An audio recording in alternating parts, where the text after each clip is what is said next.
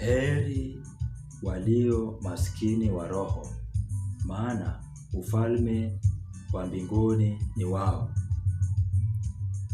Heri walio na huzuni, maana hao watafarijika. Heri wenye upole, maana hao watairithi nchi. Heri wenye njaa na kiu ya haki, maana hao watashibishwa. Heri wenye rehema, maana hao watapata rehema. Heri wenye moyo safi, maana hao watamuona Mungu. Heri wapatanishi, maana hao wataitwa wana wa Mungu.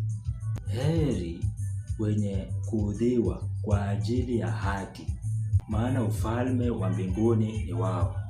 Heri ninyi watakapo washutumu na kuwaudhi na kunena kila neno baya kwa uongo kwa ajili yake Yesu Kristo. Furahini na kushangilia, kwa kuwa thawabu yenu ni kubwa mbinguni, kwa maana ndivyo walivyo waudhi manabii waliokuwa kabla yenu. Ninyi ni chumvi ya dunia, lakini chumvi ikiwa imeharibika itatiwa nini hata ikolee?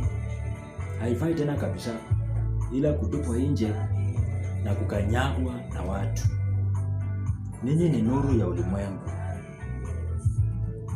Mji hauwezi kusitirika ukiwa juu ya mlima, wala watu hawawashi taa na kuweka chini ya pishi, bali juu ya kiango, nayo yawaangaza wote walio nyumbani.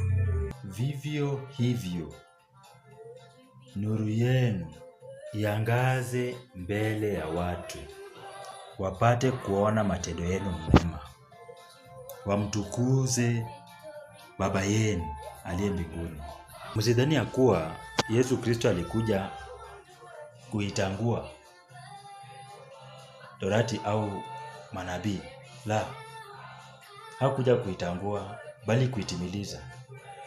Kwa maana amin nawaambia, mpaka mbingu na nchi zitakapoondoka, yodi moja wala nukta moja ya Torati haitaondoka hata yote yatimie.